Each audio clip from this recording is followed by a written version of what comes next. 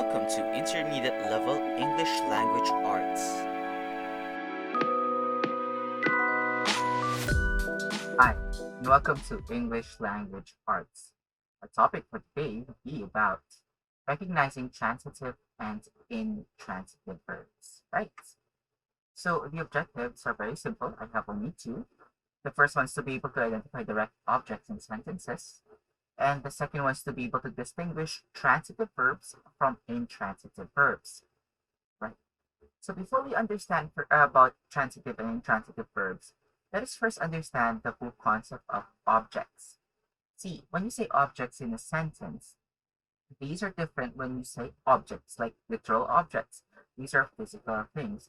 But when you say objects of a sentence, these basically refer to words that receive the action, right? Or that receives something in a sentence. So in this case, the object of the verb is the word that receives the action. Now, there are many kinds of objects, but let's focus on this particular one, which is very important for the topic that we're about to discuss for today. See, we'd like to talk about direct objects. Direct objects, basically, these are nouns that directly receive the action of the verb. That means that they are directly receiving the action. That means that the action pertains, or it directly pertains, or these words are the ones that actively are what the verb pertain to. See, they answer the question verb plus what or verb plus whom. That means whatever your verb is, it's what. So take, for example, look at the first example. The boy ate the cake. Your verb is ate. Ate what? The cake. Cake there is specifically cake, not including the. Cake there is actually the direct object. Verb plus whom. Several people visited the king. The verb is visited. Visited whom? King. Therefore, right, direct object pertains to the exact word that directly receives the action. All right. Now, why is learning about or understanding direct objects important? See, for you to be able to identify transitive and intransitive verbs, right? These are verbs that basically come from what we all know as action verbs. See, when you say action verbs, these can be two things. They could be either a transitive or an intransitive verb. Okay. So transitive verbs, these are verbs that could not stand alone and that they need a direct object.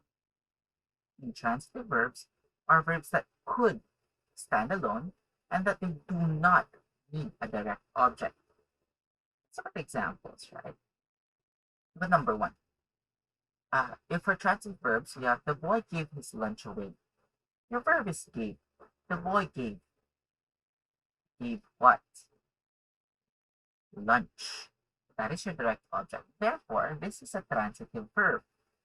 The cat scratched. The kid scratched. Scratched whom? Kid. This is a transitive verb. But when you say intransitive verbs, these are verbs that even if you do not know, do not tell, right, the what or the whom, they still stand perfectly fine on their own. Take for example, my dad sang. You need to know what your dad sang. What song did he sing? You do not need to know about it. Therefore, when you say my dad sang, that's already pretty much understandable. He killed in Among Us, right? If you remember that game, uh, when you say that, right, you have the verb killed. Killed. Um, you need to know who or what, right? Therefore, in Among Us, by the way, is not a direct object, even if there is a word after the verb. It's not directly, or it's not automatically a direct object. In this case, did it mention who did you kill? Not really. Therefore, this is how transitive and intransitive verbs work. Well, you could say that a verb, if it has a direct object, it is transitive. But if it does not have a direct object, it's intransitive. So you look at example for sang. When you say my dad sang, that is intransitive. You do not know what your dad sang. But for example, my dad sang a good song. Now you have a direct object. Now it becomes transitive. So going back to the definition, right? Transitive verbs are verbs that could or that do have a direct object. Intransitive verbs are verbs that do not have direct objects, right? That's pretty much it. That's one way to distinguish it. First, identify if there is a direct object, then that's transitive. If there is no direct object, that is automatically intransitive. Alright? That pretty much ends our lesson for transitive and intransitive verbs. I'll see you guys in the next video. Bye!